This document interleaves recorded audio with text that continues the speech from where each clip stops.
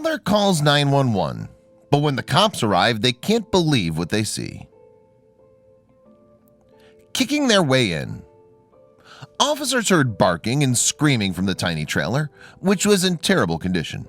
The windows were dirty, the curtains had turned yellow, and the metal paint was chipped. The cops knocked. Anyone there?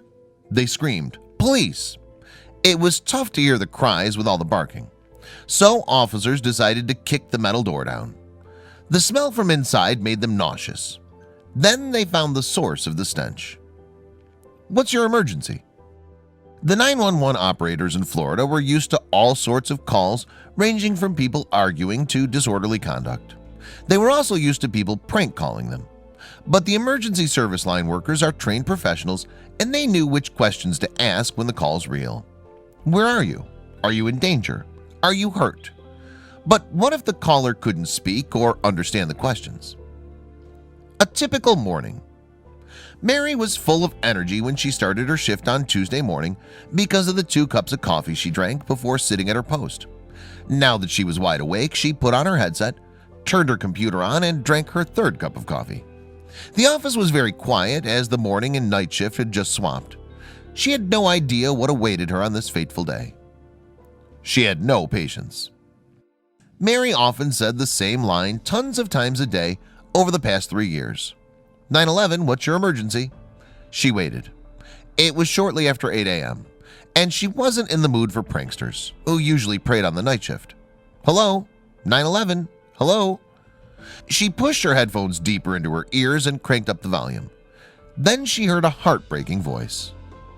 Barely audible. Mama? A child asked. Mary went on alert. Why did this child call 911? Can you hear me? She asked. But all she heard was baby talk that she couldn't understand.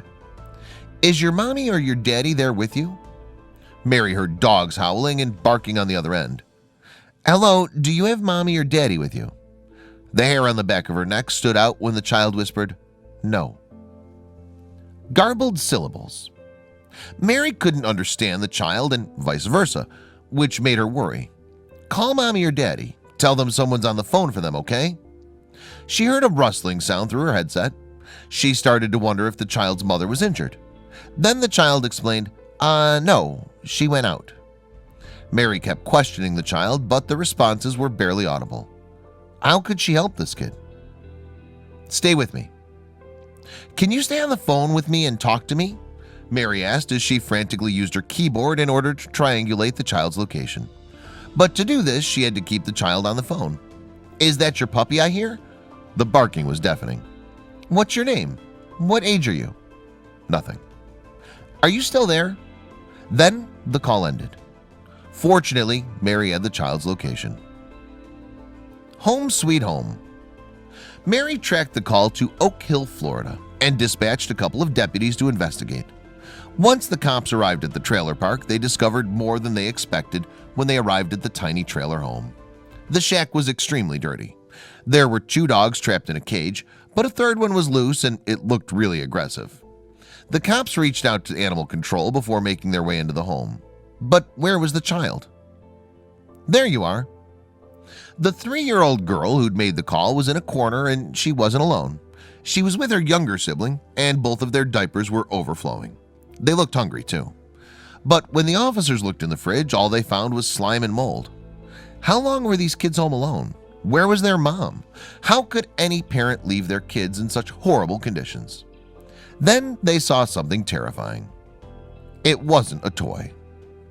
There was a firearm in the center of the coffee table. The toddler grabbed it and began waving it through the air.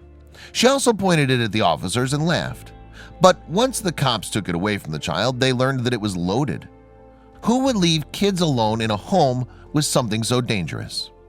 The cops immediately called the Department of Children and Families to scoop the kids up and get them as far from the deplorable conditions they were in. Now it was time to locate the mother.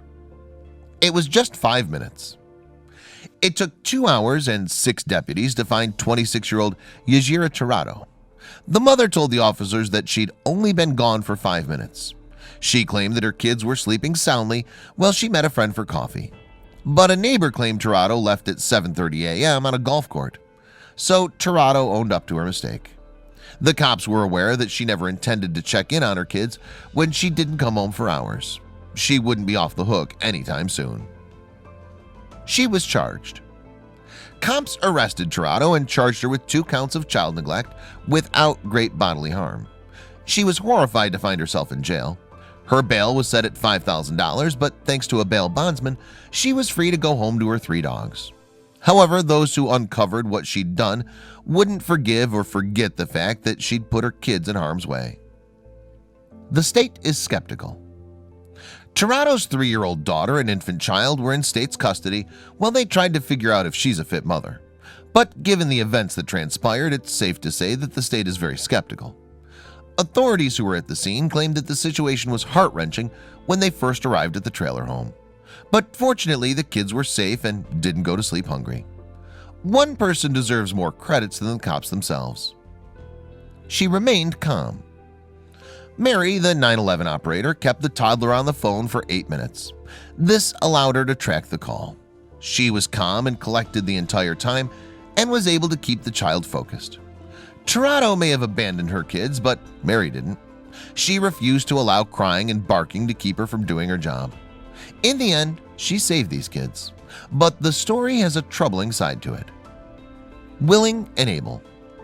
Mary was trained to deal with situations like this one. What happened to Tirado's kids is more common than people think, and yet it should never happen.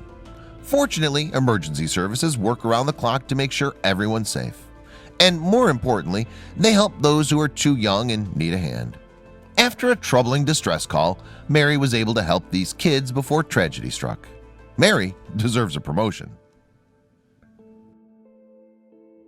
Check out these other videos from Let Me Know. If you haven't made the move to subscribe to our channel, all you need to do is click on that red subscribe button. Thank you for watching.